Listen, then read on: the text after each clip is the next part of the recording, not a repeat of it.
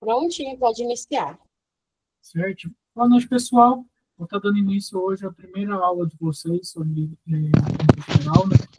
E, a princípio, eu gostaria de perguntar se vocês têm alguma dúvida a respeito da apostila, certo? O que eu trarei para vocês hoje aqui, mas para complementar o que a apostila nos fala, beleza?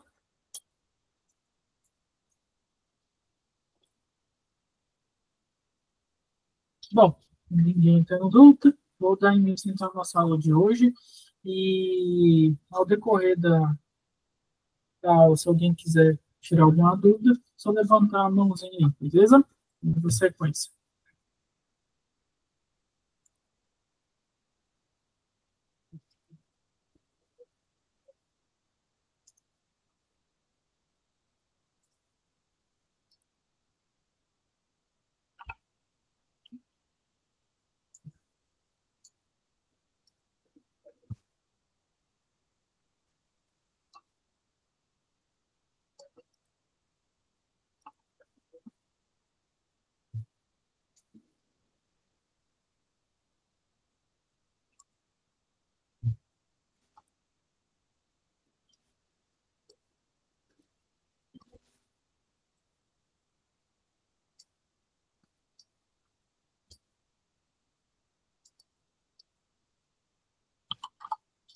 Então, vamos lá, pessoal. Vou começar falando um pouquinho com vocês sobre classificação periódica, certo? Então, qual que é o objetivo da nossa aula de hoje? Né? Reconhecer uma propriedade periódica, entender o caráter periódico das propriedades dos elementos químicos e a tabela periódica em si também, certo? Nada mais justo, né, que a gente começar pela história, né? Tudo tem uma história porque começou aquilo tudo, né? Vamos lá. O começo, né? Pensamentos antigos sobre os elementos. Na antiguidade, pessoal, filósofos como Pitágoras, Empédocles e Demócrito já pensavam sobre a composição da matéria, né? E para eles a matéria era formada por apenas, no caso, elementos básicos, né? Que era fogo, ar, água e terra, né? Esses primeiros pensamentos foram importantes, no caso, para o desenvolvimento das ideias sobre os elementos químicos. Por quê? Ah, por que então o fogo está sendo criado? Ah, mas e a água? Tem alguma coisa atrás da água que ela está sendo formada, né? Então, foi daí que se surgiu a curiosidade para estar descobrindo mais elementos, certo? E visto isso, ali em meados dos séculos, desculpa, só responder uma mensagem, desculpa. Foi,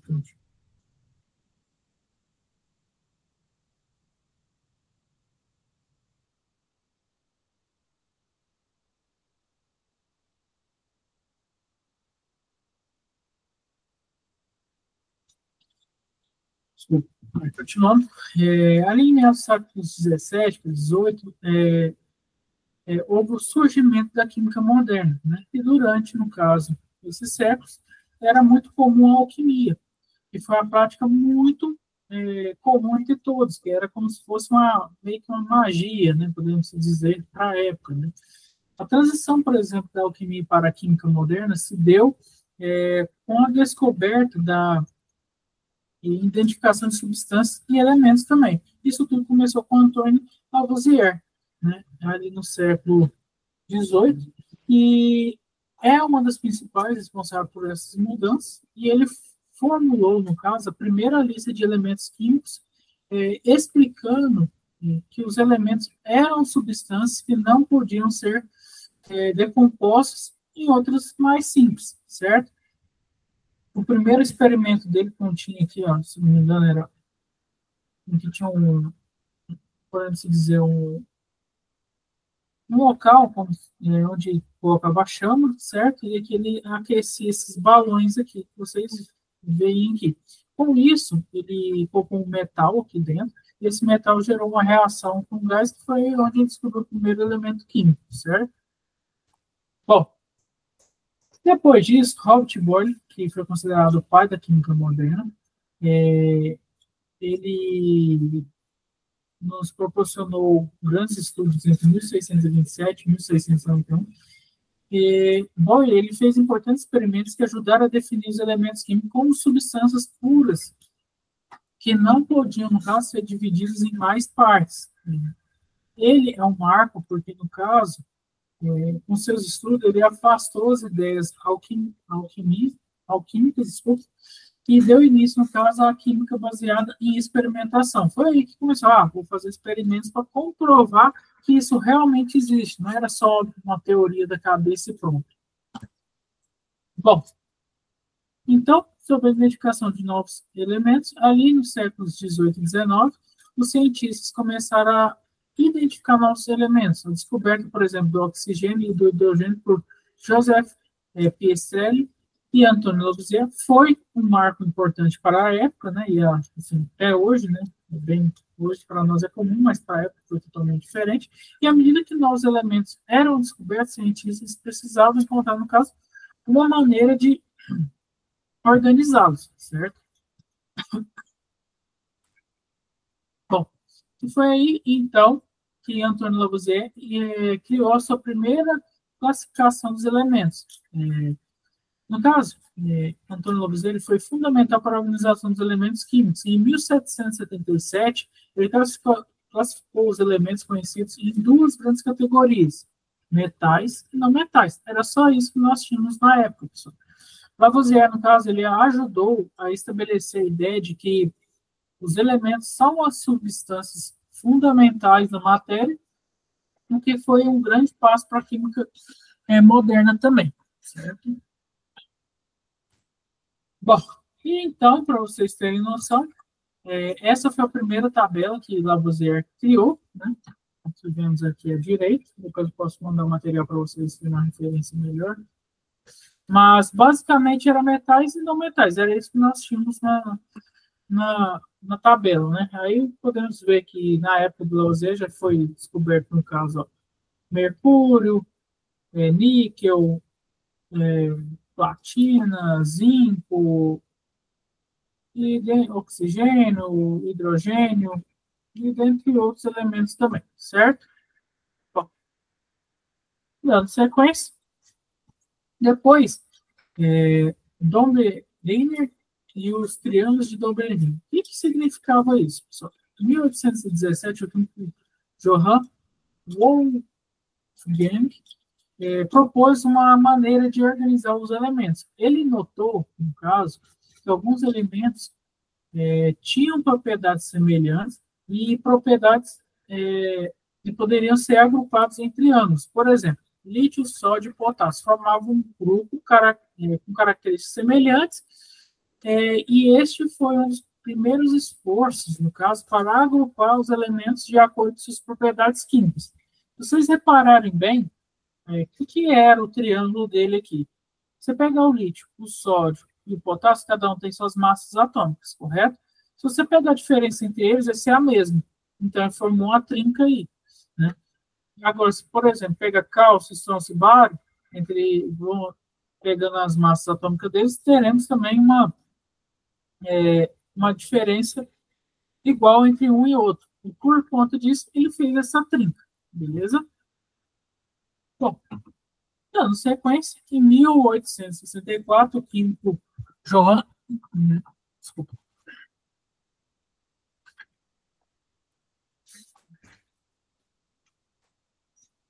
O químico Johann Neuland propôs que os elementos poderiam ser organizados de acordo com as suas massas atômicas. Ele observou que cada oitavo elemento, as propriedades se repetiam. Uma ideia que ficou conhecida como a lei das oitavas, né? No entanto, sua teoria foi criticada por não ser totalmente precisa, e muitos elementos não se encaixavam bem nesse padrão da lei das oitavas, certo?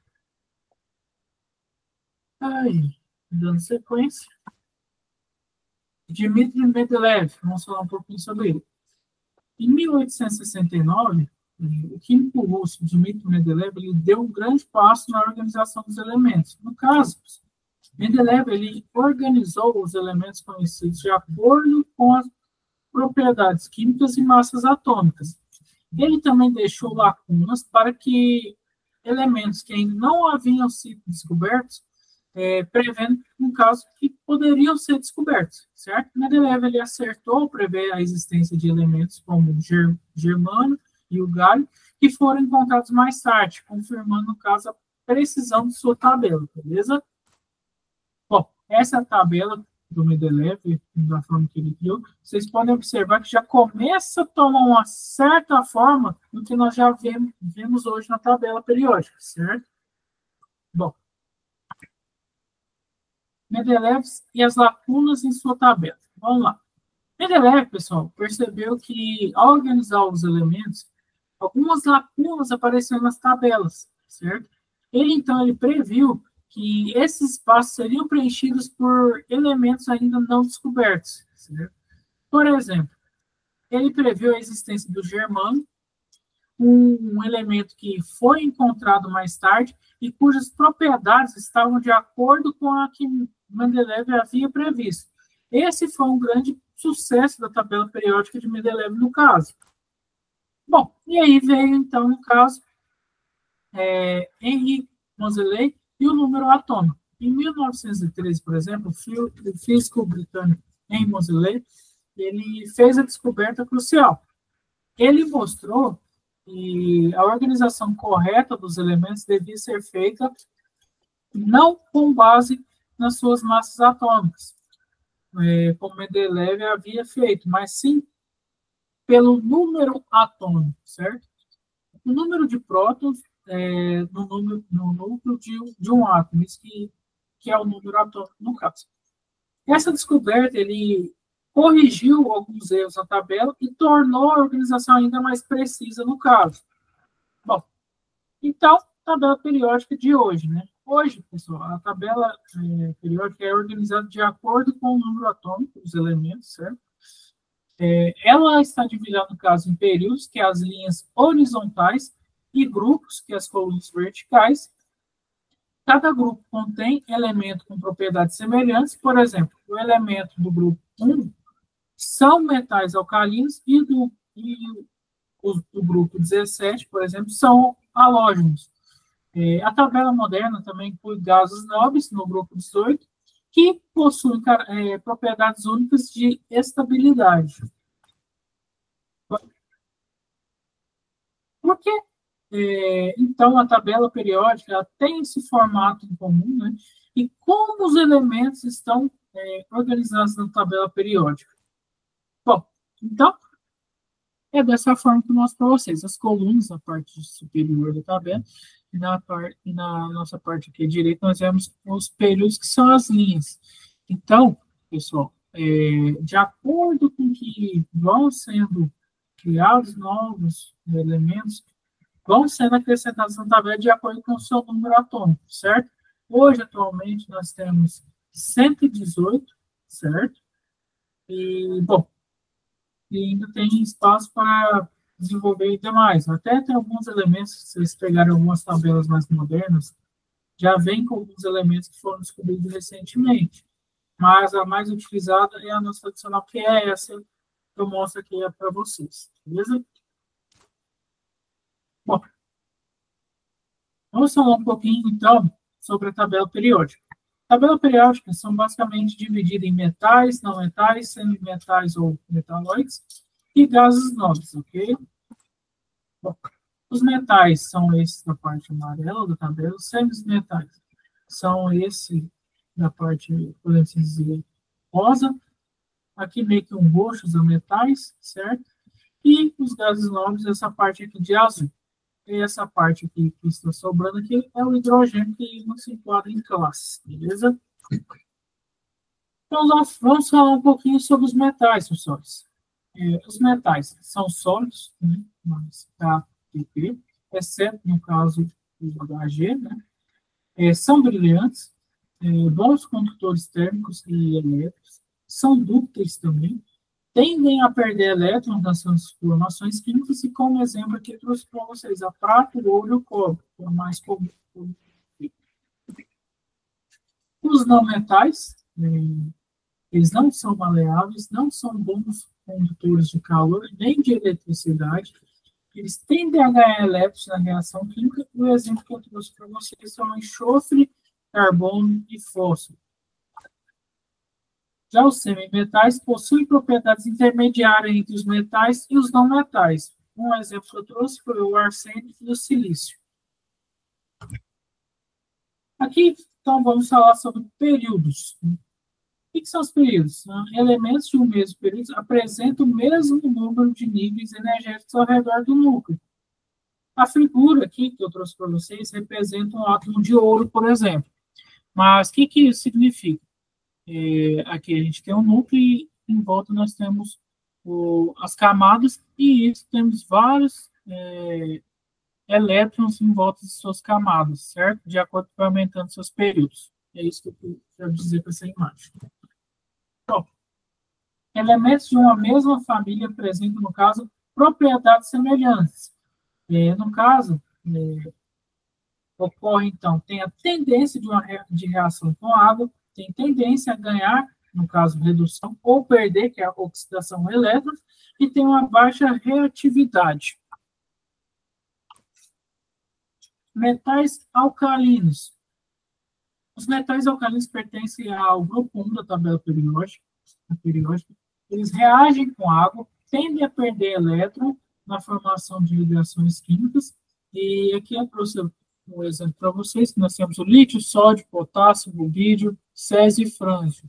É o primeiro grupo aqui da tabela, beleza? Metais alcalinos terrosos pertencem ao segundo grupo da tabela periódica, reagem com água, tendem a perder 2 elétrons na formação de ligações químicas. O exemplo que nós temos aqui que eu trouxe para vocês é o berílio, magnésio, cálcio, estrôncio, bário e rádio. Calcogênios pertencem ao 16º grupo da tabela periódica, tendem a ganhar elétrons na formação de ligações químicas. Aqui nós já temos, por exemplo, oxigênio, enxofre, selênio, telúrio, polônio e lignório. 17º grupo da tabela periódica. No caso, nós temos os halógenos, que contém, no caso, os elementos com maior tendência de ganhar elétrons, ou seja, os mais eletronegativos. Aqui nós temos, por exemplo, o flúor, o cloro, o bromo, o iodo, o astato. Gases nobres, que é a última grupo da tabela periódica, que se encontra na 15ª posição, né? Eles são elementos químicos com baixa reatividade. É bom frisar aqui, pessoal, que tem uma grande diferença de um gás para vapor, né? Um gás, ele é um elemento, ele não tem a tendência de se tornar líquido, certo? Agora, o vapor já se torna, beleza? Então, vamos supor que está em gás hélio, vai ser hélio para sempre. Isso que eu quero dizer. Propriedades periódicas. Então, quais são as propriedades periódicas que nós temos, né? As propriedades que se repetem como certa periodicidade, né, da tabela periódica são raio atômico, energia de ionização, eletronegatividade e eletropositividade. Então, o que é o raio atômico? É a medida da metade da distância entre 2 núcleos de átomos de um mesmo elemento químico. Ou seja, nós vamos ter dois átomos e vai ser a distância entre os 2 núcleos desses átomos. Podemos falar, então, que o raio será o diâmetro da diferença desses 2 átomos, do núcleo desses 2 átomos, dividido por 2. Aí nós descobrimos o raio atômico. Variação do raio atômico. Em relação a uma família, por exemplo, o raio, no caso, aumenta de cima para baixo, conforme aumenta o número atômico, e, portanto, o número de níveis de energia do átomo no estudo fundamental. Em um período, por exemplo, o raio aumenta da direita para a esquerda, conforme diminui o número atômico, e, com isso, diminui a atração do núcleo pelo elétron do último nível de energia. Para ficar mais fácil, o aumento do raio atômico, no caso, é da direita para a esquerda e de cima para baixo, certo? Ou seja, aqui nós teremos maior variação do raio atômico. Bom, cátions. Vamos falar um pouquinho mais sobre o raio atômico. O raio atômico é sempre maior que o raio do respectivo cátion. Para ânions, o raio atômico é sempre menor que o raio do respectivo ânion, certo? E por quê? Né? Isso, né?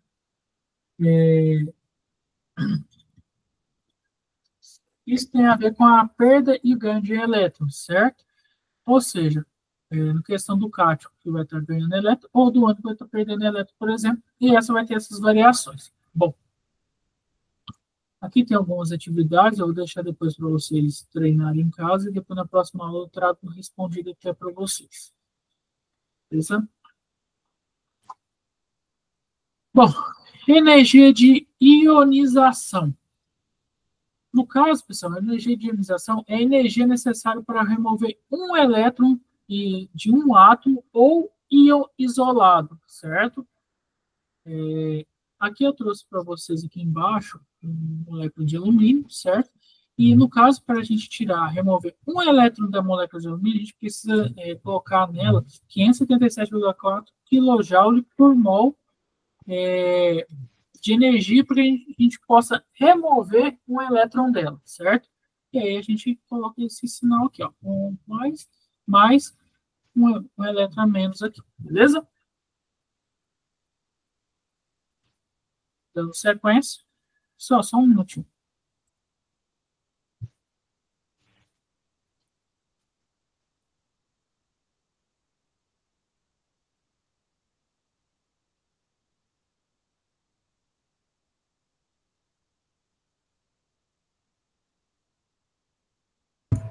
Pronto, dando sequência aqui, pessoal.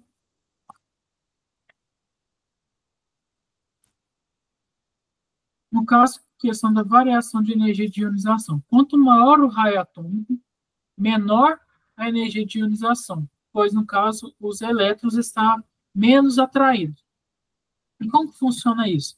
Ele aumenta da esquerda para a direita e de baixo para cima. É bem semelhante que vocês vão ver a questão da eletronegatividade, beleza?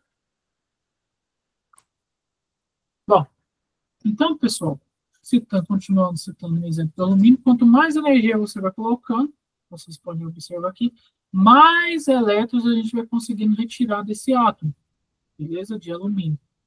Ou seja, aqui ficou 1 mais, alumínio mais, 2 mais, 3 mais, 4 mais, certo?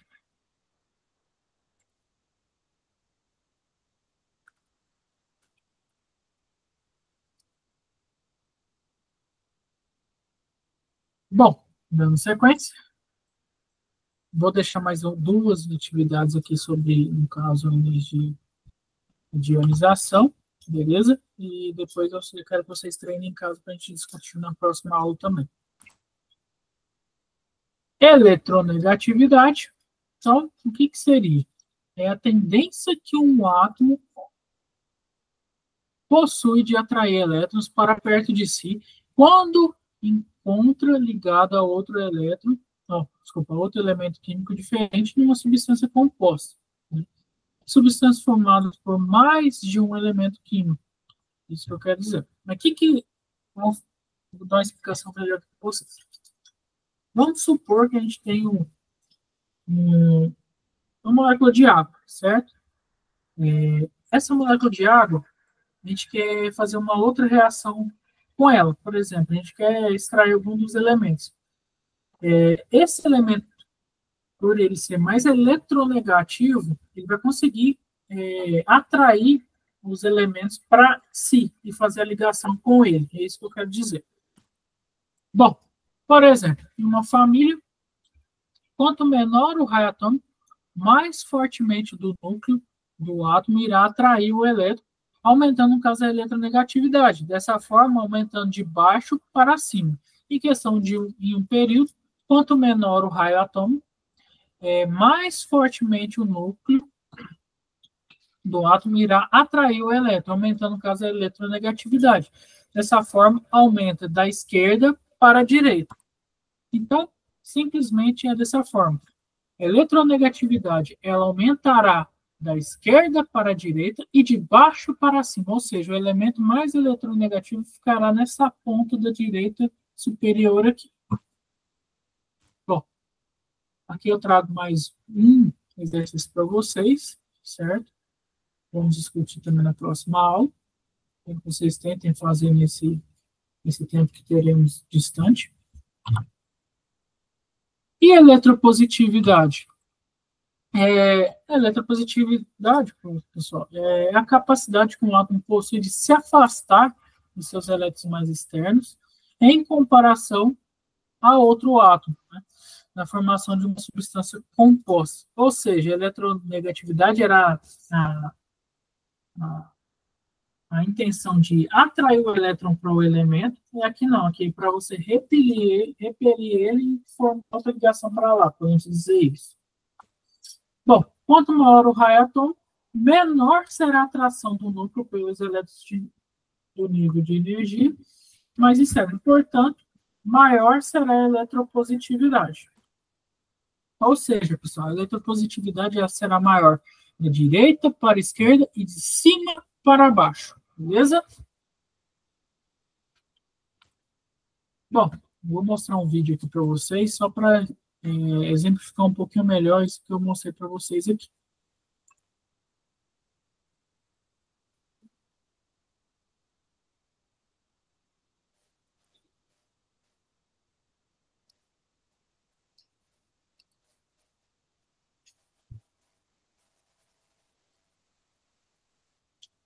Peço que, se vocês não estiverem escutando, me avisem, por favor.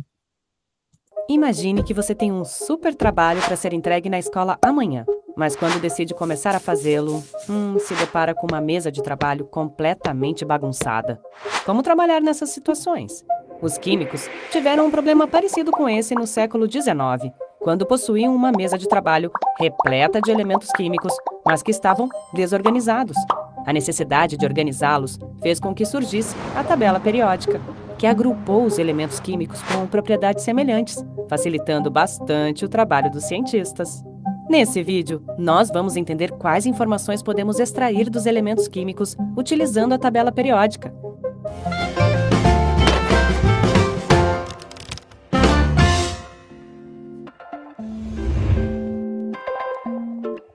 A tabela periódica contém todos os elementos químicos conhecidos, e nela estão indicadas algumas informações sobre eles, sendo as principais o seu nome, símbolo, número atômico e massa atômica. O nome do elemento pode variar de uma língua para outra, mas todo elemento possui um nome em latim, e dele extraímos seu símbolo, cuja primeira letra é maiúscula, e a próxima, quando houver, é minúscula. Por exemplo, o elemento químico ferro possui o símbolo Fe, porque seu nome em latim é ferrum. Já o elemento químico sódio possui o símbolo Na, porque seu nome em latim é natrium.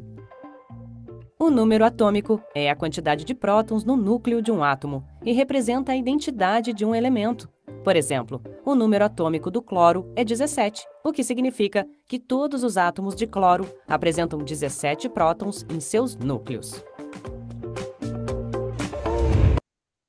Olá, Fred, tudo bom? Seja muito bem-vindo a essa entrevista, Obrigado. tudo bem? Tudo bem, tudo bem. E aí, passa o seu currículo? Isso, meu currículo aí, ó.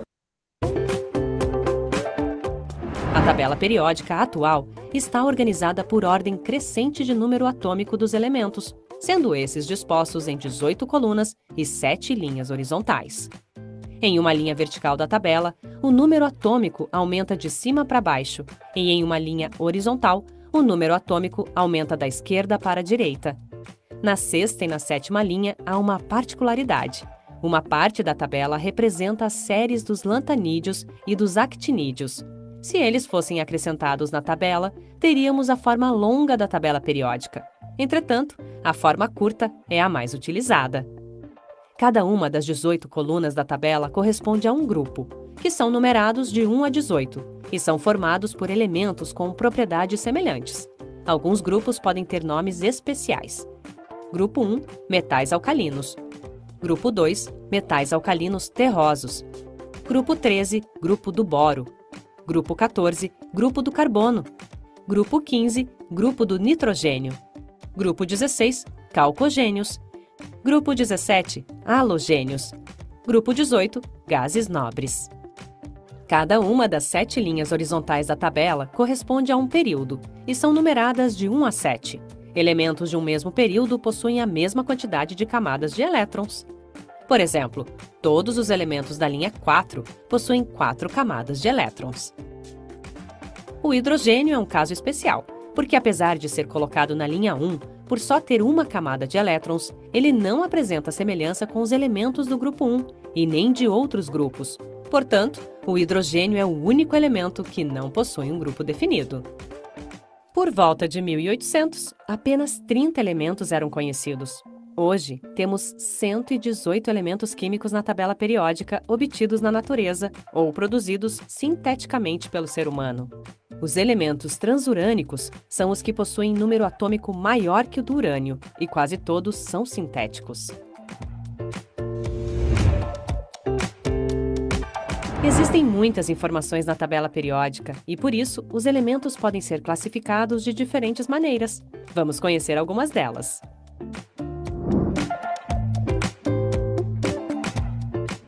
Podemos classificar os elementos baseando-se na forma como os elétrons estão dispostos nos átomos. Elementos que possuem elétrons organizados de uma única maneira são chamados de elementos representativos e estão nos grupos 1, 2, 13, 14, 15, 16, 17 e 18. Já os elementos cujos elétrons podem estar dispostos de várias formas são chamados de elementos de transição e estão nos grupos 3 até 12, incluindo lantanídeos e actinídeos.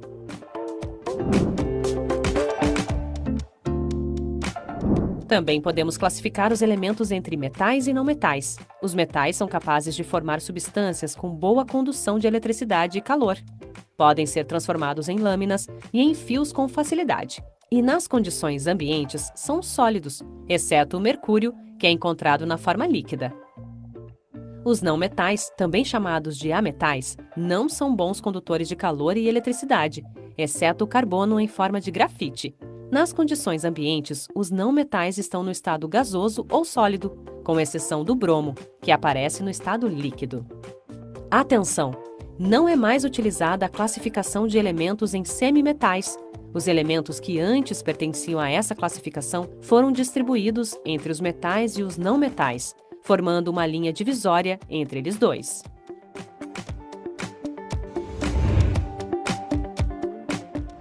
Como vimos na tabela periódica, os elementos estão organizados de forma que suas propriedades se repetem de forma regular.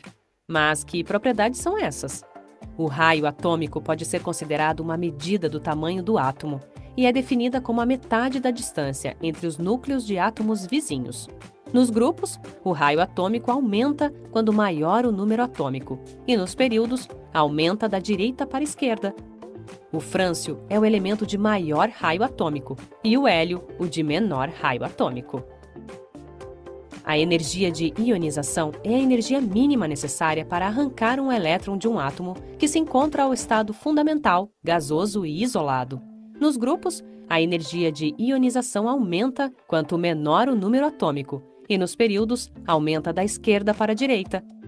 O hélio é o elemento que precisa de maior energia para ter um elétron arrancado, e o frâncio, a menor energia. A afinidade eletrônica é a energia liberada quando um átomo gasoso, isolado e no seu estado fundamental, recebe um elétron. Nos grupos, a afinidade eletrônica aumenta quanto menor o número atômico, e nos períodos, aumenta da esquerda para a direita. O flúor é o elemento que libera mais energia ao receber um elétron, e o frâncio, o elemento que menos libera energia. Ignoramos os gases nobres porque eles não conseguem receber elétrons, e assim não liberam energia. A eletronegatividade é a propriedade dos elementos que indica a tendência a receber elétrons numa ligação química. É igual à afinidade eletrônica. Nos grupos, a eletronegatividade aumenta quanto menor o número atômico, e nos períodos, aumenta da esquerda para a direita. O flúor é o elemento que mais tem preferência por elétrons. E o frâncio é o que menos tem. Novamente ignoramos os gases nobres porque eles não conseguem receber elétrons e, assim, não são eletronegativos. Como vimos, os elementos estão organizados de acordo com a periodicidade de algumas informações, o que faz da tabela periódica uma das criações mais influentes e importantes da ciência. Vamos fazer uma revisão do que vimos? Entendemos que na tabela periódica podemos extrair informações sobre os elementos químicos, sendo as principais o nome, símbolo, número atômico e massa atômica. Entendemos que a tabela periódica está organizada em 7 períodos e 18 grupos, cada um com seu respectivo nome. Conhecemos 2 formas de classificar os elementos químicos, entre metais e não metais, e entre elementos representativos e de transição. E conhecemos 4 propriedades que se repetem ao longo da tabela, também chamadas de propriedades periódicas: raio atômico, energia de ionização, afinidade eletrônica e eletronegatividade.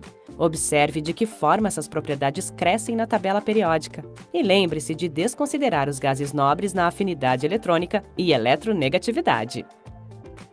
Chegamos ao fim de mais um vídeo do Toda a Matéria. Temos outros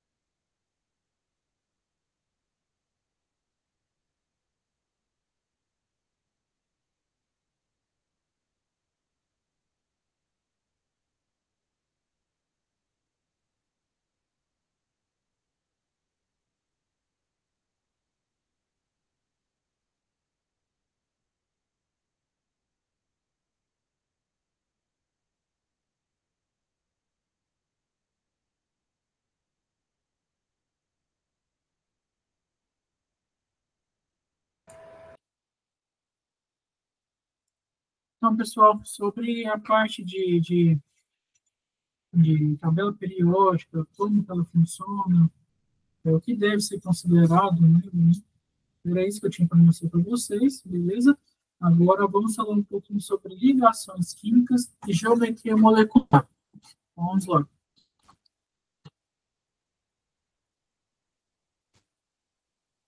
Bom, sobre as ligações químicas, né? As ligações, elas são interações que mantêm os átomos unidos em moléculas ou compostos. Elas são fundamentais para a formação de substância e para a manutenção das propriedades físicas e químicas desses compostos. A natureza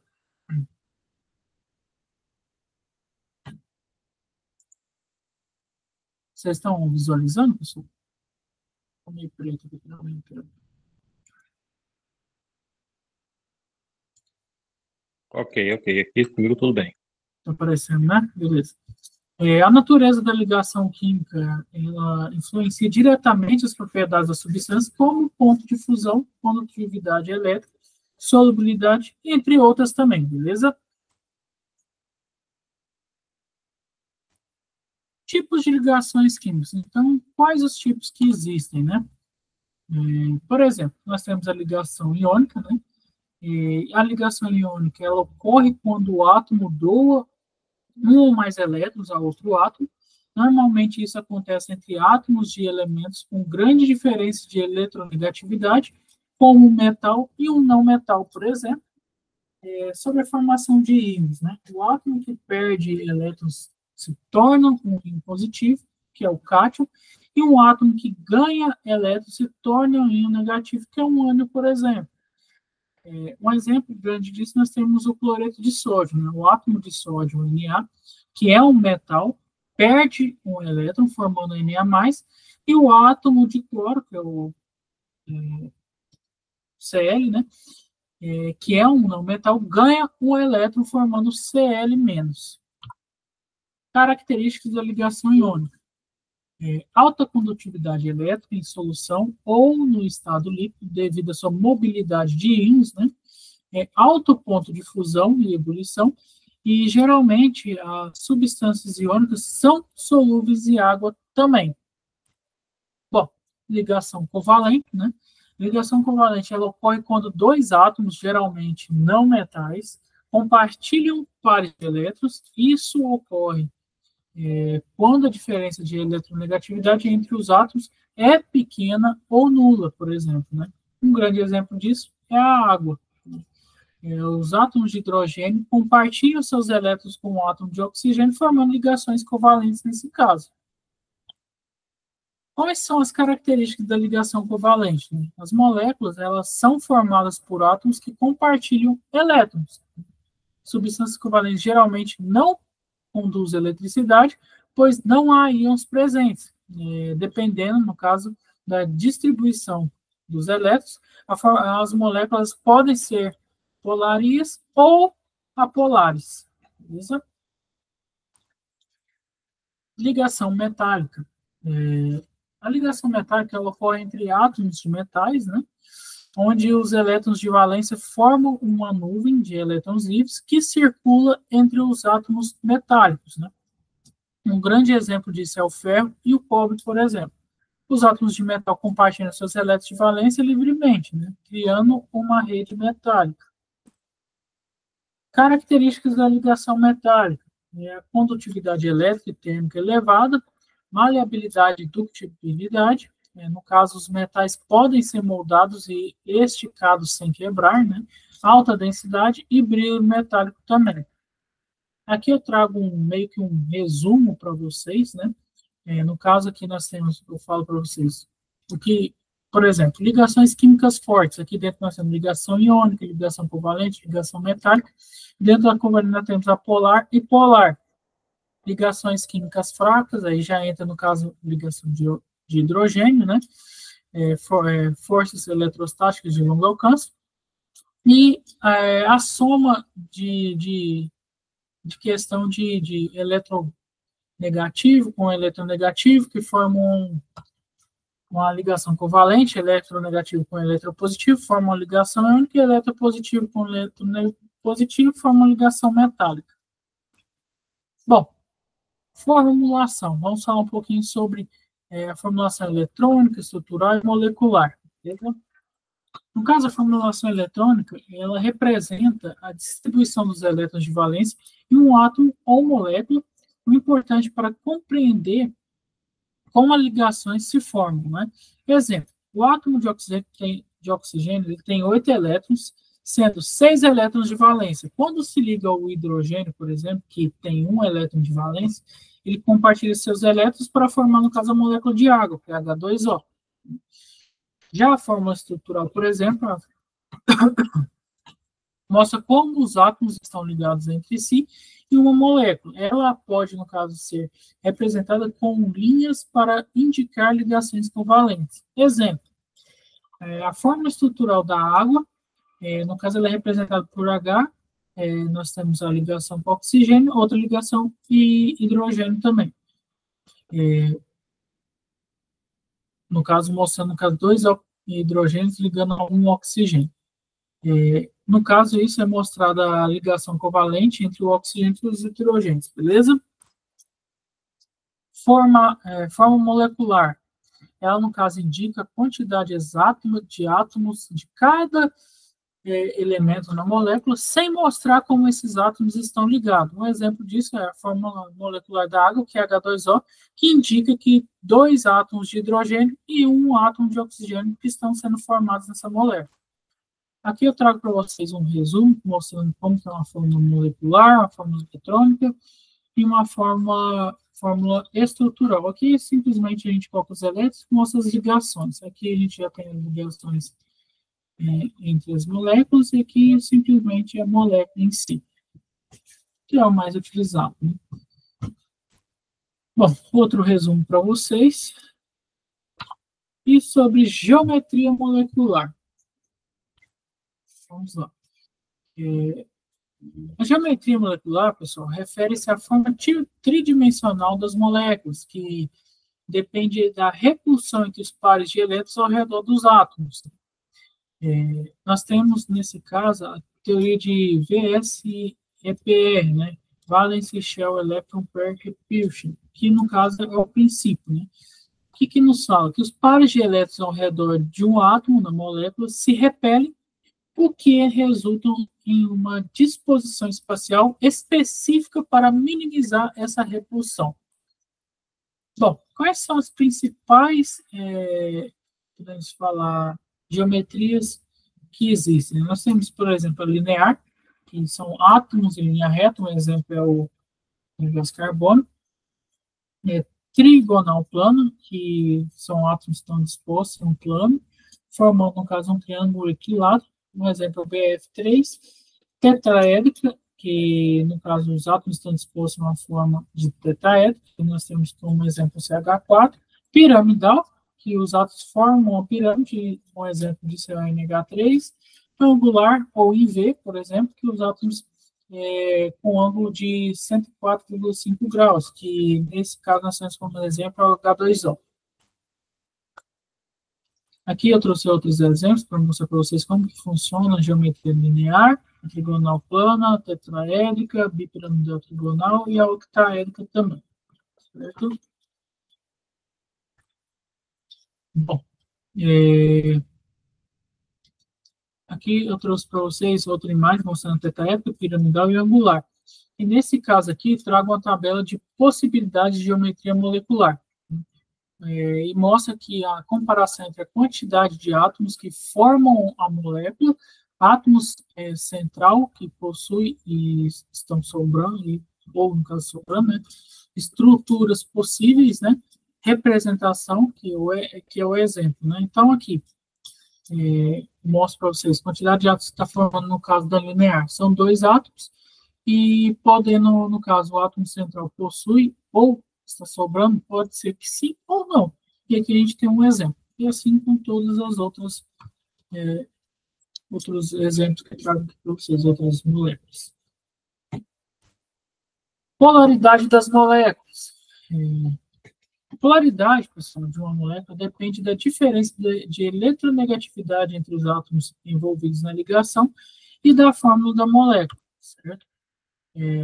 Moléculas polares, por exemplo, quando a diferença de eletronegatividade entre os átomos é significativa, geralmente maior que no caso 0,4, a molécula tende a ser polar. Isso ocorre porque os elétrons são atraídos mais fortemente para um dos átomos, criando um dipolo. Exemplo, água, onde o oxigênio é mais eletronegativo que o hidrogênio, criando, no caso, uma distribuição desigual de carga, certo? Moléculas apolares, quando a diferença de eletronegatividade é pequena ou nula e a molécula é simétrica, ela tende a ser polar. Exemplo, CO2, onde a molécula é linear e as forças de atração entre os átomos se cancelam. A comparação, então, quando a quantidade de núcleos eletrônicos ao redor de um átomo central for igual à quantidade de átomos iguais ligados ao átomo central, será polar. Quando a quantidade de núcleos eletrônicos ao redor do átomo central for diferente da quantidade de átomos iguais ou ligados ao átomo central, será polar. Bom, tem mais um videozinho. Vou estar dando sequência aqui com vocês e depois a gente volta nele. Forças intermoleculares. Bom, qual é a definição de forças intermoleculares? As forças intermoleculares, pessoal, são as interações que ocorrem entre as moléculas responsáveis por muitas das propriedades físicas das substâncias, né? E quais os tipos que existem? Nós temos as forças de Van der Waals, a dipolo-dipolo e a ligação de hidrogênio. O que seria de força de Van der Waals? São forças fracas que ocorrem entre todas as moléculas, especialmente importantes em moléculas apolares. Dipolo-dipolo acontece entre moléculas polares, onde o polo positivo de uma molécula atrai o polo negativo de outra. E ligações de hidrogênio, que é o tipo especial de interação de polo-dipolo, que ocorre quando um átomo de hidrogênio ligado a um átomo altamente eletronegativo, como, por exemplo, o nitrogênio, oxigênio ou o flúor, interage com outro átomo eletronegativo. Impacto nas propriedades físicas. As forças intermoleculares influenciam o ponto de fusão, portanto, de ebulição, e a solubilidade das substâncias, no caso, substâncias com fortes forças intermoleculares, como água, têm pontos de fusão e ebulição mais altos. Aqui eu trago um exemplo para vocês, né? A intensidade da interação, no caso, um íon com dipolo tem uma interação mais forte, né? Que no caso se torna um íon que é polar, ligação de hidrogênio, né? Por exemplo, a ponte de hidrogênio, né? Que forma, no caso, uma ligação entre o flúor e o oxigênio, o nitrogênio com o hidrogênio, dipolo, que é polar, né? Dipolo induzido, que são menos intensas, né? Que é a polar com a polar. Bom, vou mostrar os dois vídeos para vocês. E quaisquer dúvidas estarei aqui.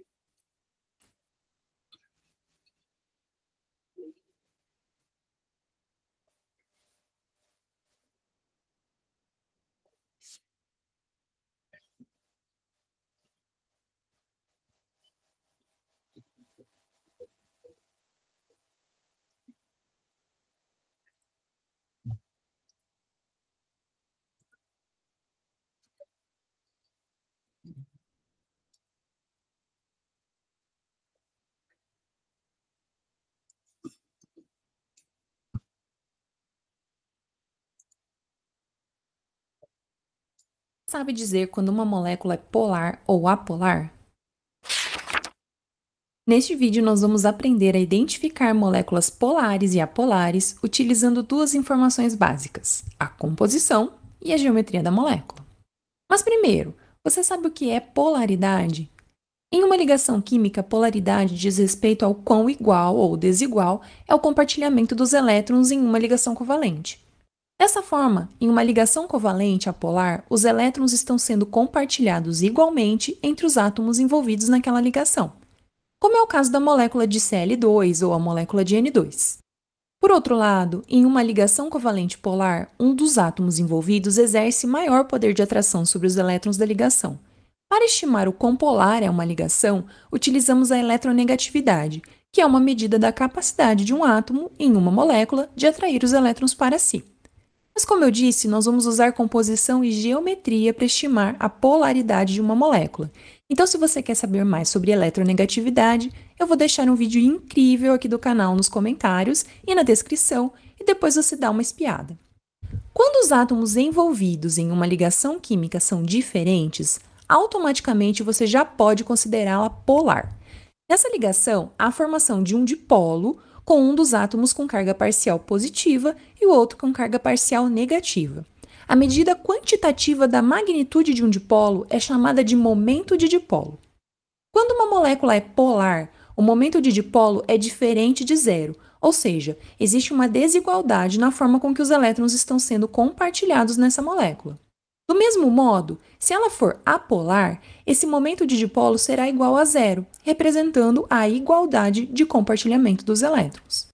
Quando a molécula apresenta várias ligações químicas, mesmo sendo todas polares, a geometria pode proporcionar o cancelamento dos dipolos formados, a molécula terá um momento de dipolo igual a zero e ela é apolar. Dá uma olhada na descrição do vídeo que eu vou deixar também vários vídeos sobre geometria molecular aqui do canal e eu tenho certeza que você vai gostar. Aproveita e já deixa o seu like, hein? Então vamos começar com uma molécula muito tradicional quando discutimos polaridade, a molécula de água. A água apresenta duas ligações entre oxigênio e hidrogênio, ambas polares e possui geometria angular. Nesse caso, sabemos que o oxigênio é mais eletronegativo que hidrogênio, o que faz com que os elétrons sejam deslocados para ele. Cria-se assim um dipolo em cada uma das ligações que estão apontadas na direção do oxigênio. Devido ao ângulo de ligação, esses dipolos somados resultam em um dipolo único, cujo momento de dipolo é diferente de zero. Dessa forma, a molécula de água é polar, mas isso só acontece por conta da sua geometria. Vamos entender o que ocorre para a molécula de CO2. O dióxido de carbono apresenta geometria linear. São duas ligações CO polares, com os dipolos apontados para os átomos de oxigênio, que são mais eletronegativos que o carbono. Como são duas ligações idênticas, elas apresentam a mesma magnitude em seus dipolos, no entanto, estão apontados para direções opostas, o que faz com que um seja virtualmente negativo, o outro seja positivo, e o momento de dipolo resultante será igual a zero. Ou seja, a molécula de CO2 é apolar, e isso está diretamente relacionado à sua geometria linear. Então quer dizer que todas as moléculas lineares serão apolares? Na verdade, não, porque depende também da composição, dos tipos de átomos envolvidos. A molécula de HCN, por exemplo, ácido cianídrico, apresenta geometria linear, mas temos duas ligações diferentes, HC e CN, que vão apresentar momentos de dipolo que não vão se cancelar. Dessa forma, o HCN, mesmo sendo linear, é uma molécula polar. Agora, vamos dar uma olhada na molécula de amônia. A amônia tem geometria piramidal e 3 ligações NH idênticas. Essas 3 ligações apresentam seus dipolos apontados para o átomo de nitrogênio, que é o mais eletronegativo, e vão se somar criando um momento de dipolo diferente de zero. Dessa forma, a amônia, assim como a água, é uma molécula polar. Por último, nós vamos observar a geometria da molécula de CH4, metano. O carbono é mais eletronegativo que o hidrogênio, e as 4 ligações idênticas CH apresentam seus dipolos apontados para o centro da molécula. Todos apresentam a mesma magnitude e convergem para o mesmo ponto. Como os ângulos de ligação são todos iguais, quando somados, os dipolos resultarão em um momento de dipolo igual a zero e a molécula de CH4 vai ser apolar. Agora vamos colocar as 4 moléculas juntas, mas dessa vez representadas por suas estruturas de Lewis. O que você percebe em comum entre as moléculas polares e as moléculas apolares? As moléculas polares de H2O e NH3 apresentam pares de elétrons isolados distribuídos de forma assimétrica em suas respectivas moléculas. Cria-se então uma região enorme, carregada negativamente, que resulta em um momento de dipolo diferente de zero. Já as moléculas apolares que estão apresentadas aqui não possuem pares de elétrons isolados. Todos eles estão ligados e distribuídos uniformemente em ligações idênticas, ou seja, estão simetricamente arranjados na estrutura molecular. O momento de dipolo, então, será zero em casos similares a esses. Então é isso, pessoal. Eu espero que vocês tenham gostado do vídeo. Então deixa o seu like, se inscreve no canal, porque toda semana a gente tem vídeo novo. Um super beijo e até o próximo vídeo.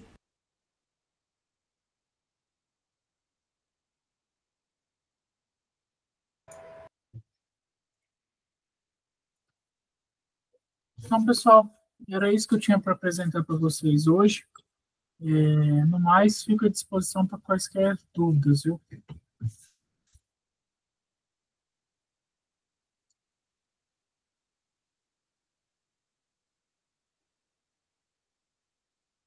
Valeu, obrigadão. Eu te agradeço.